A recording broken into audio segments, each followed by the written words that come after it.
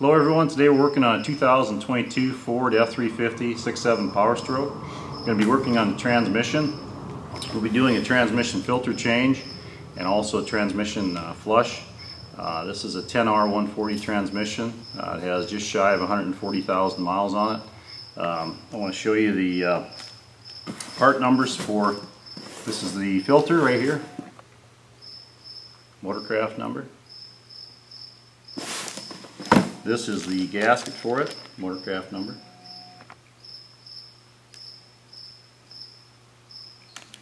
And I'm going to have a link to the instructions for this transmission flush, or transmission fluid drain and refill, and also transmission pan, gasket, and filter procedure. So that'll be in my description. The fluid we'll be using will be the Amsoil ATL. The website we'll use to look up the fluid capacity for this truck. It's fluidcapacity.com, and you got two buttons here. One's Auto Light Truck Fluid Lookup Guide, the other one's for Power Sports. We're going to click on that, and that will take us to this page, and we type in the year of the vehicle, 2022, hit the build list, and we're going down here to Ford trucks, and we got an F-350 6.7 Power Stroke, and on this side we have a printable, right here's the print button, a printable list of all the fluids that Amsoil recommends in each cavity. And as you scroll down, it also gives you the oil filter, air filter, fuel filter numbers that are available through Amsoil. And then also it's got the capacities. This is the sweetest part of this right here. It gives you the capacities of the engine, cooling system, transmission, differentials, and transfer case. So the transmission we're working on is the 10R140. And the total fill on it is 18.1 quarts, so 4.5 gallons. Okay, so if we go back up, there's a link to that transmission fluid right here. And it's a low viscosity, fuel efficient transmission fluid. It's ATL is the stock number, the Amsoil stock number that we'll be using in this tranny today. And this takes you to the pricing list and also all the information on it. There's technical specifications. And right here is a fleet test that they did out in Las Vegas. A series of taxi cabs out there. Can you imagine the amount of heat that they deal with? And this oil was run for 180,000 miles through that test. And they took one of the transmissions and tore it down and inspected all the parts inside. And this is the valve body. You can see the fluid even after 180,000 miles of desert heat in Las Vegas. It's still a nice cherry red color. You can see these drips here on the valve body. It's very clean too. Here's your clutch discs that apply the different gears, and you can see they're in very good shape after 180,000 miles of runtime on that Amsoil. So the performance is definitely there with the Amsoil, and I've had very good results out of that over the last 20 years. So if you want more information on the oil itself, and you can check, let's scroll back up here. Each one of Amsoil's fluids has a technical specification sheet, and most of the companies out there don't give you much for technical specs, but if you click on that, it'll bring up this page here, and you can download the Data Bulletin. This is a Data Bulletin. It explains everything about the tranny fluid. There's two different ones here. There's the older formulation. I shouldn't say older, it's a heavier viscosity formulation, and this is the low viscosity formulation that we'll be using in this transmission. And I'm going to scroll down here to the specifications for each one. And the multi-vehicle ATF is a heavier viscosity, and it meets all these specs right here. And go up here to the top of the page, it gives the rest of them right here. And the one we'll be using in this Ford 10-speed is the fuel efficient ATF, and right here's all the specs that it meets. And on the Ford Mercon, it's the LV, SP, and ULV spec.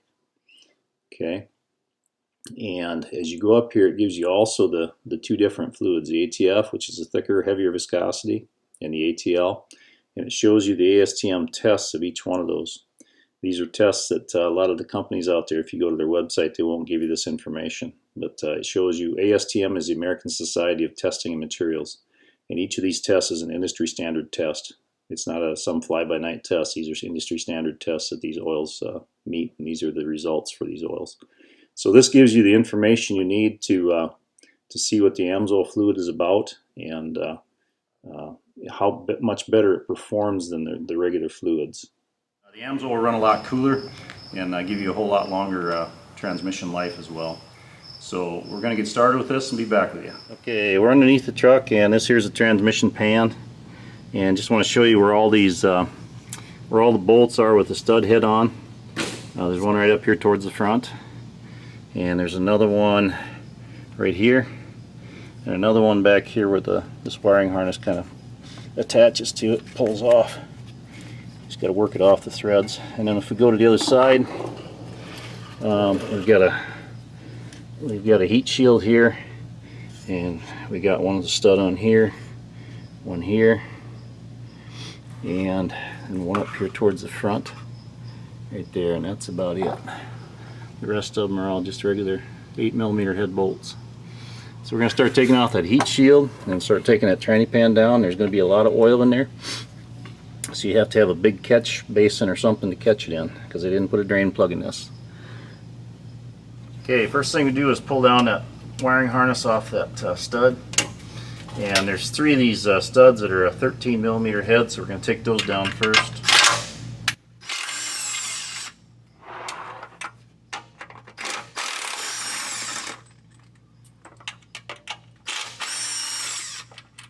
Okay, and then this heat shield over here, they're a 10mm, so we're going to take that heat shield down next.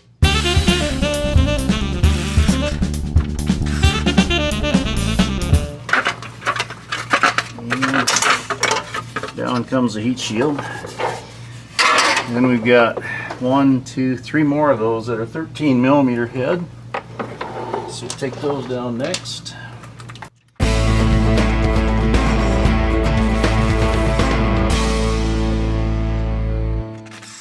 Okay, the remainder of all those bolts are all 8mm head. So what I'm going to do is I'm going to start taking it down from the back toward the front, and I'll leave a couple bolts in the front so I can kind of tilt it down and catch that oil coming out of the back. So we've got our pan in place. We're going to take out the rest of these bolts.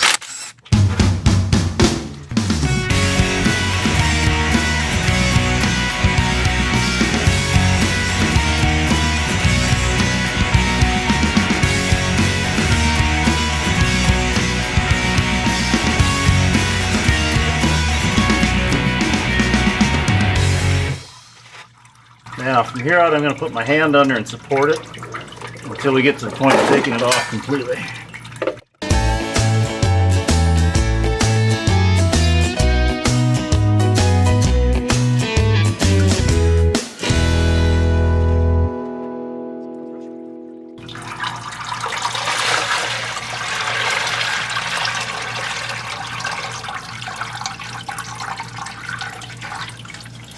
Okay.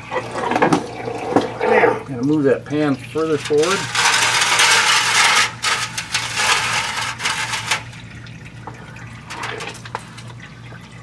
Take that, I think if I can, I'll set it right there without getting too much. Yeah, I think we're good. We'll go ahead and let it drain in the pan. Okay, there's going to be a couple bolts on that tranny filter.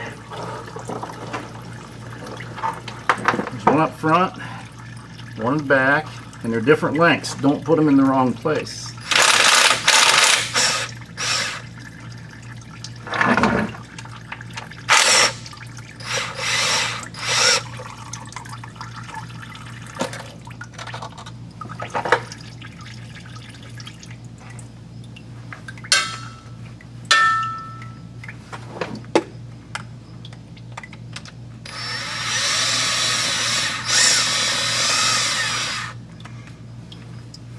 Okay, if you see, this front one here is threaded all the way, and it is longer, so like I said, make sure you get them back in the right hole, otherwise you may cause yourself some issues. You can see it's threaded all the way. And the back one has it's threaded only about probably an inch. And then that tranny filter will pull out, and there's going to be some fluid coming out of it. Okay, one thing we need to do, make sure we keep, is this right here. They don't send a new one with the transmission filter. It's a seal, it goes on the neck. So we're going to clean that up and put it on a new one. Just for reference, if you want to get a new one, it might not be a bad idea. Again, we're looking at the original owner of this, and we've got just shy of 140, I think around 137 something, 137,000 miles on it. And basically what you're looking at here is kind of the normal break-in. Here's the magnet, and you can kind of see what's on it. For almost 140,000, it's pretty good. And right up here, you know, this is the it sits up in there like this, so you can see there's some metal right in there and kind of down in these little pockets too. But that's just the normal break-in metals. And the fluid, you can see the fluid color. It's not all that pretty. It's starting to get broke down. So save that seal ring, set that aside, and we're going to dump out what's left in that pan. You can see right there some more of those sparklies from the break-in, and that's the reason I try to clean everything up, get the pan down before I do the flush. Okay, so we're going to pull this off. Best way to clean this, if I can get that magnet off. Oh, that magnet's kind of staked on there. So we're going to have to clean that magnet kind of in place the best we can. Okay, so I'm going to wipe off as much of it as I can. Because the keeper on there, it has teeth on it. If you pry that or pop that off, you're going to have a hard time getting it back on to stay. Okay. Best thing to do is put on a PPP or a PPE aftermarket pan, but I don't have one right now to put on. Next time around we sure will. Okay, so we're going to do that, and then we're going to take some ether, starting fluid, and I'm going to spray that down until it comes clean.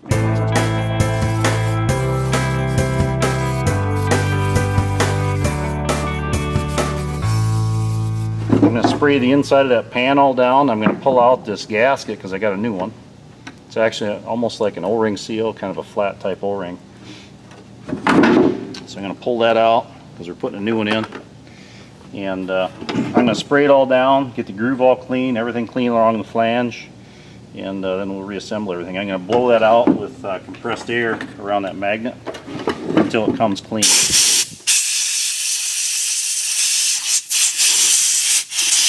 Because there's still some junk getting stuck on it.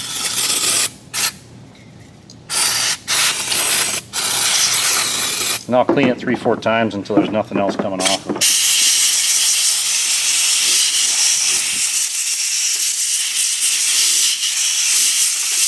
That actually looks pretty good right there. So we're going to clean down the rest of it, get this all cleaned up, and then I'll show you putting a new gasket in here in a minute. Okay, I've got that seal sleeve for the filter neck. I'm just going to put it on there for right now. I'm going to slip it into the transmission before I put the filter in. And we've got the magnet and everything's clean, and we have some preformed bends in that gasket. I've got to get the combination on that figured out. They got a couple locators here as well on the outside. You can see them right here, these bumps. So they've got to coincide. There's a bump there. Where's the second one at? There should be another one. There it is right there. Okay. So we should be able to put it in just like that if I get it the right way. Okay. So that gives you some idea where to put that. You got those two little locator bumps. The rest of it, you just push it on in.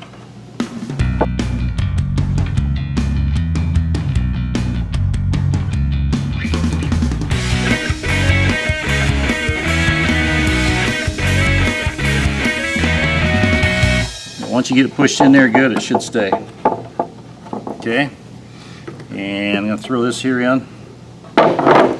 And now next thing is we're going to be putting the filter up. Okay, we're going to put our seal back in there.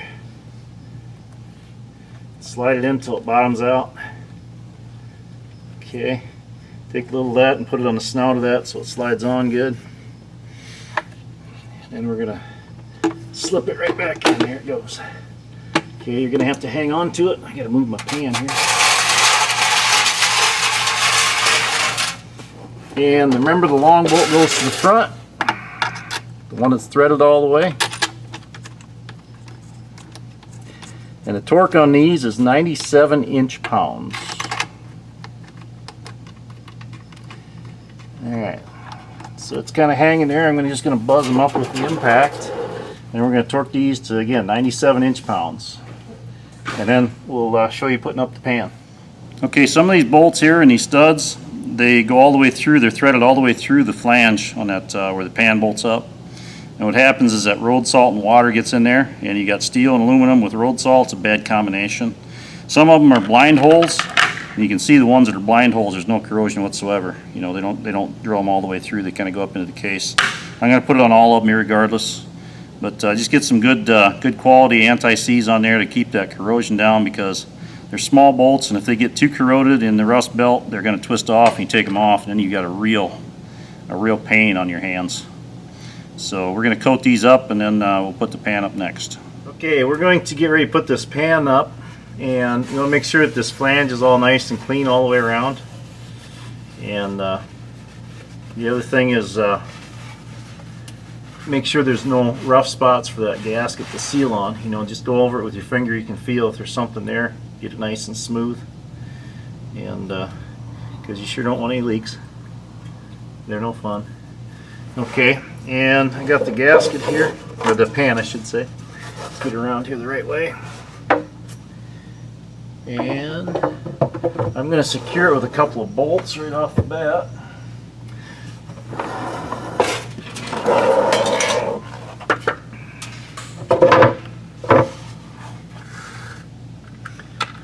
And these bolts, again, make sure your gasket's in place, everything looks good. I think we're good there. Alright.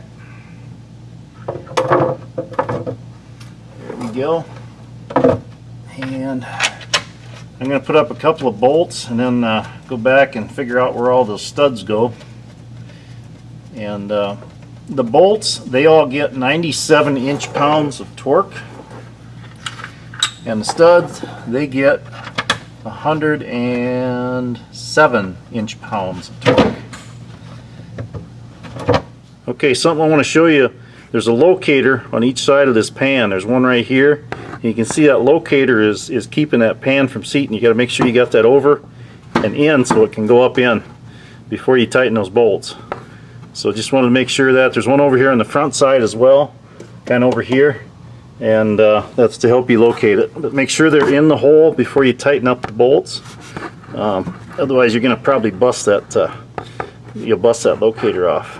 Okay. Okay. If you're in doubt as to where those studs go, just use the heat shield. You can find the location for where they go, and it's the exact same on the opposite side. So I'm going to torque these 13 millimeter head bolts first. That'll kind of give me a nice pattern across this transmission to suck it up. You know, I've used the impact and just snugged them up. And again, these stud ones get 107 inch-pounds. So we'll just do a crisscross pattern on those. And then after I get those all done, I'm going to start doing a crisscross on all the rest of those, and those get, again, 97 inch-pounds. Okay, this is a 10 millimeter hex on the side of the trannius on the driver's side at the back of the case of the transmission. And that's where we're going to fill it at. And it's also where we're going to check it at. And I got out about 2.5 gallon when I dropped the pan. Total fill on is right at 18 quarts. So about 4.5 gallon. And see, get it out of there. There you go. Alright. And you're going to have something to pump it in.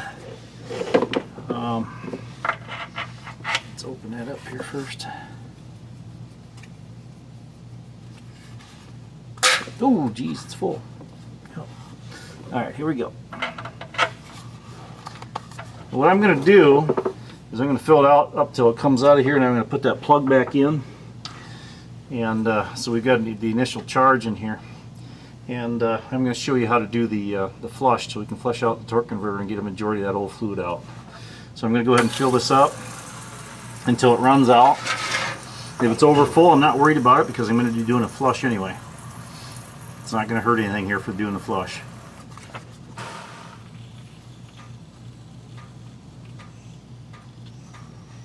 Now when I take that out, it's going to be running. So I'm going to put that plug in right away. It's going to come out fast. There we go. Okay.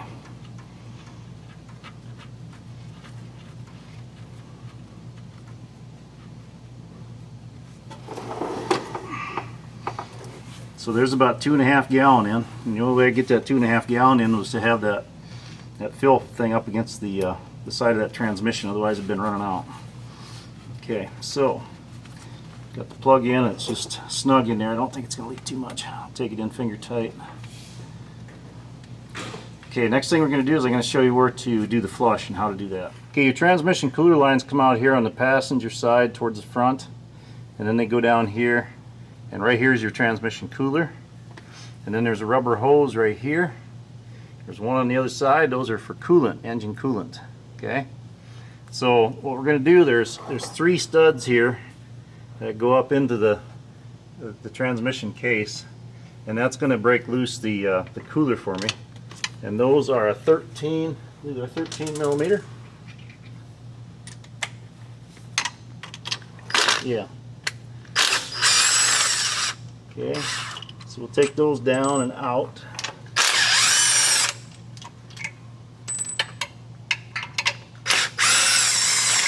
And that'll free up the cooler to move around. Okay, we got a 10 millimeter head bolt right up here. I'm using a ratchet wrench to take that down.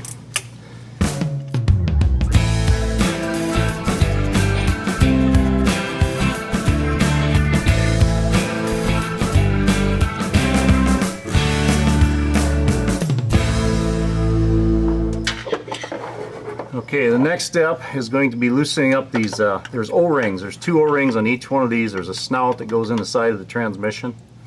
Okay, and we got to break it loose. And if you've been in road salt, it's going to make it harder to get out. What you want to do is work it gently and don't go prying on the lines. You can use the mount here, or right down here we got a spot where you can kind of pry on a little bit, and then work the cooler a little bit. And it'll pop out. There it comes. Okay, and here it comes. And you want to have a drain pan because there's going to be some fluid coming at you. Not a lot, but some. Okay, then what we're going to do is rotate that down and out of the way. Okay, there's going to be a little fluid coming out of it.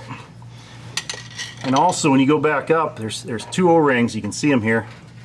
There's 2 O-rings on each of these. And what I would do is take some of this, I got some Amsoil synthetic water resistant grease, and I would put that on there because the road salt's going to get in from the outside and it's going to start corroding in there. And if you ever have to take them off again, it's going to be really hard to get them off because of that road salt. Okay, now the inside bore on this right here is 3/4 of an inch. And what I have is I got some hose. Tell you what, let me grab that hose and we'll come back with you. Okay, the hole in here is it's a 3/4 inch hole. Make sure it's clean. Okay, and what I'm using, this is it's a 1/2 inch heater hose is what it is, 1/2 inch ID, and I measured the outside and it's a little over 3/4 of an inch. It's between about 3/4 and about 800 thousandths, so about between 750 and 800 thousandths. So it fits in there really nice and snug. You can kind of squeeze it on in. Okay.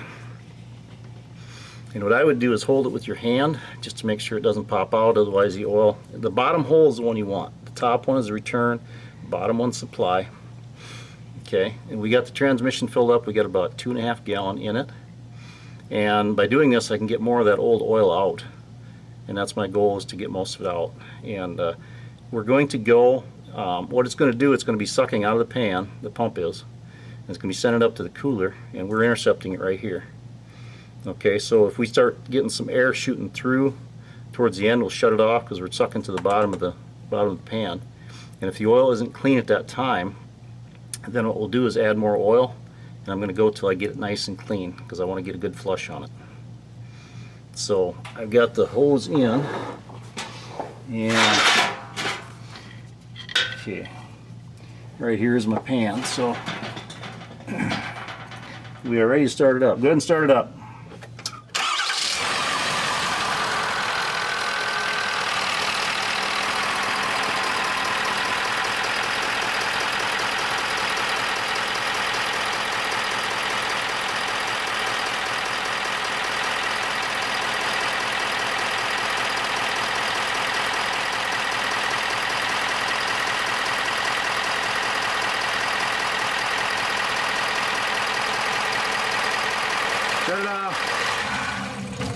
We're getting really close to about 2.5 gallons right there, and that fluid is still, I'm not real happy with it yet. It's not quite as clean as what I want it. So I'm going to stop right there, and I'm going to refill it. Okay, I've put in about another 2 gallon, and we're going to go ahead and start this up. And when we get a nice color change, and we're going to stop the process and get things buttoned up and refill it. Go ahead and start it.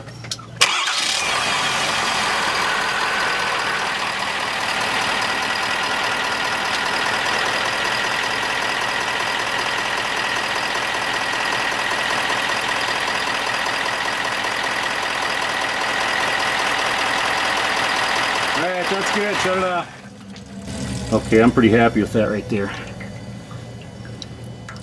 Yeah, that's a nice color there. The stuff that was coming out was looking almost like chocolate when we started. Chocolate milk. And I'm happy with that right there. Okay, so we're going to take down the hose here, and then I'll show you putting back up the cooler lines and all that, and buttoning that up. Okay, I took some of this, I got some Amsoil synthetic water resistant grease. And that stuff resists the moisture and everything like no other grease does.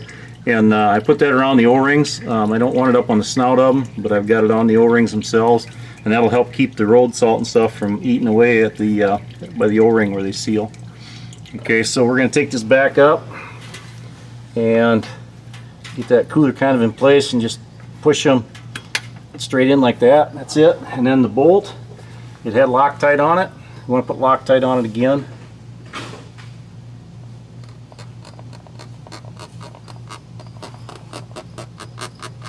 There we go. And we're going to torque that down.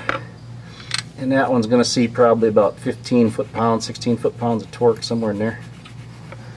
And actually what I'm going to do is just put it in with the ratchet wrench, and I'm going to snug it up pretty snug and just leave it at that. Okay, so once that's done, then we can put in these studs up here, can be put back in, the 3 of them, and snug them up good and snug. Okay, and then when we're done with that, we're going to put that heat shield up, and the 3 nuts that go on here on this heat shield, they say to torque those to 80 inch-pounds. Okay, so we're going to go ahead and get this all buttoned up, and then we're going to do our final fill on this, and final fill and check. So we'll be back with you. Okay, we're going to take out that fill plug, which is also the check plug.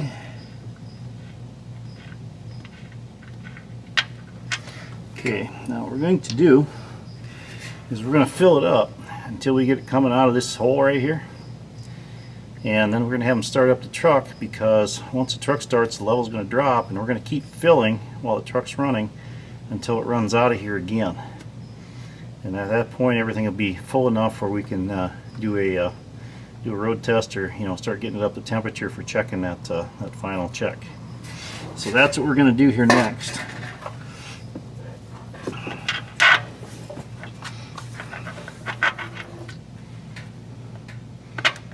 Okay, the fluid's starting to run out.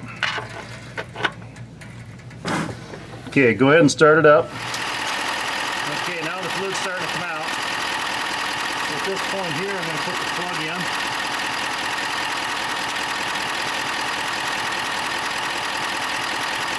We're going to let it run here for a while, warm up. I'm going to check it again before I take it out on the road. And right now I'm at about 20 quarts of oil. So we're going to warm it up. The temperature's got to be between 195 and 215 degrees. The vehicle needs to be level as well, from front to back. So make sure it's level when you do this check. Okay, we just ran it through the gears, just sitting here, and the level went down. So we're going to add some more fluid, bring it up till it runs out again.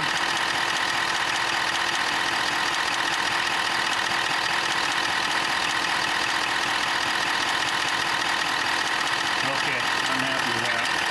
Didn't take all that much. Just want to make sure we got enough in there for the drive. Okay, we're going through the gears again.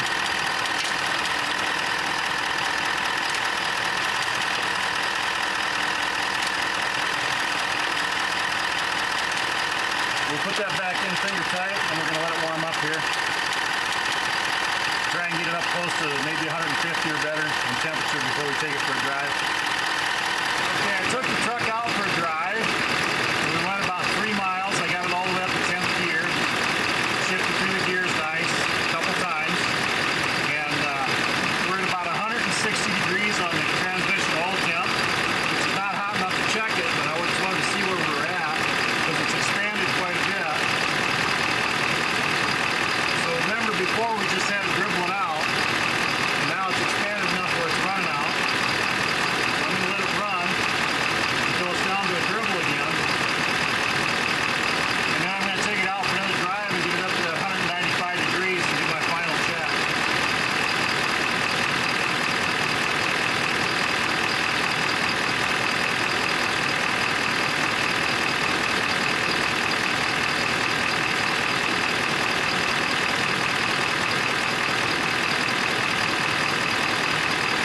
So I would say it expanded probably about 3/4 of a quart maybe. Because we started out at about 110 degrees before the drive. So right now I'm going to put it back in. And we're going to drive it again and get it up to the full temp. And we'll recheck it again, that'll be it. Okay, I've taken this out for a second drive. And we're right now at about 189 degrees. So I don't think we'll hit that 195 too much, you know, maybe if I drive at 15 miles, but we're close enough now where I'm going to just do a little power braking. And what that'll do is that'll put a lot of heat in that torque converter. And when you power brake, we're just going to do it for maybe 20-30 seconds like this. Then just back off, put it back in neutral, and the temperature will come up. So I'm just going to do that about every probably minute or two here till I get it up to about 195, and then I'm going to pull that plug again and check it. So just make sure you keep your foot on the brake good. There's 194.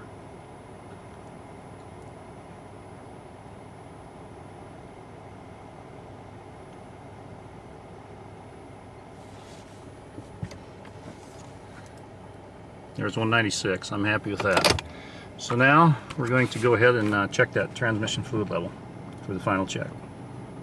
Okay, that fluid temp, right now it's at about 205. It's cooking. I can feel it right here on this. I'm going to use the tool to take that out. Just a little bit of power braking got me up to the point where I need to be, but you want to do that gently.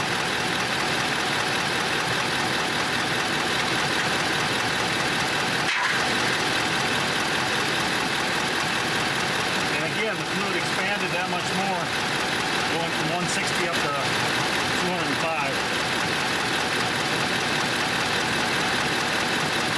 We're going to let it go and run out there until it gets down to a dribble, and then we'll put the plug back in for it. Okay, I'm pretty happy with that right there.